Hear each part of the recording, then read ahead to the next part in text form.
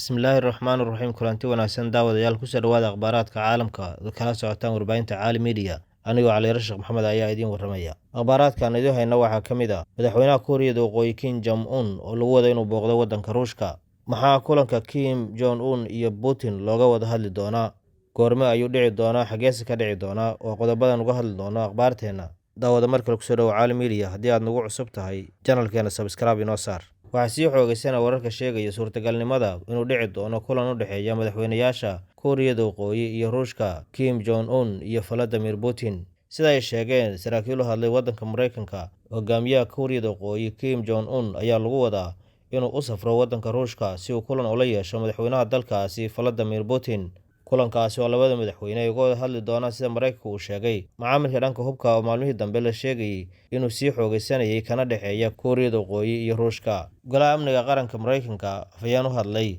ayaa sheegay in wadaxaajoodka dhanka hubka ee u dhexeeya Ruushka iyo Kuuriyada Waqooyi uu yahay mid sii xoogaysanaya kadib booqashadii wasiirka gaashaandhigga wadanka Ruushka Sergey Shoigu uu ku tegay magaalada Pyongyang ee caasimadda wadanka Kuuriyada Waqooyi booqashada Sergey Shoigu uu ku tegay magaalada Pyongyang ayay ku sheegeen saraakiisha Mareykanku inuu ku daarnaa ka dhaadhicin dowladda Ruushka ay kaga dhaadhicinaysay Kuuriyada Waqooyi in laga iibiyo hub culus oo ay u adeegsato sababka dagaalka afhayeen u hadlay waaxda amniga qaranka ee Mareykanka Andrew Watson ayaa sheegay in Mareykanku uu hayo xog sheegaysa in la filayo maalmaha soo socda diblomaasiyiin sare oo hogaaminayo madaxweynaha Kuuriyada Waqooyi Kim Jong Un inay tagi doonaan wadanka Ruushka si ay u sii xoojiyaan wadaxaajoodka u dhexeeya labada dowladood ee hubka la xiriira Andrew Watson ma sheegin goobta iyo xilliga rasmiga uu dhici doono kulanka u dhexeeya madaxweynayaasha Putin iyo Kim Jong Un hase ahaatee warbaahinta CNN-ka ayaa daabacday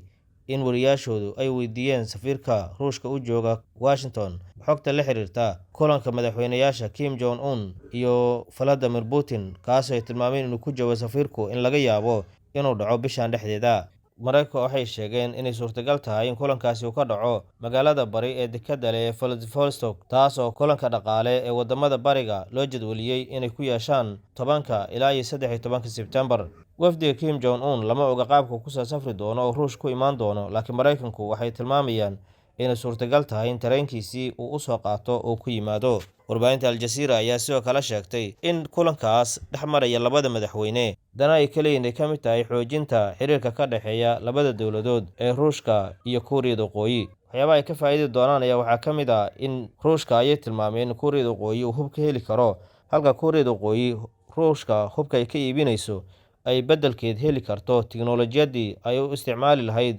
farsamada gantaalaha ay soo saarto sidoo kale saraakiisha Mareykanka waxay tilmaameen in Kuuriyada Waqooyi ay sidoo kale raadinayso helidda cunto maadaama wadankeeda uu saaran yahay cunaqabateyn aad u ballaaran afhayeen u hadlay golaha amniga qaranka Mareykanka oo lagu magacaabo John Kirby ayaa sidoo kale sheegay in Kuuriyada Waqooyi mar horeeto ay gantaalo iyo hub culus u soo gudbisay dhanka Ruushka si ay u isticmaalaan kooxaha caloosha shaqaystayaasha ee Wagner daawadayaal intaas ayaan ku saafmeeraynaa qodobkan uga hadlaynay booqashada madaxweynaha Kuuriyada Waqooyi uu ku tegayo wadanka Ruushka intaan kulankan la mid ah ku kulmayno xadin kaga tagana si ay nabadgelyo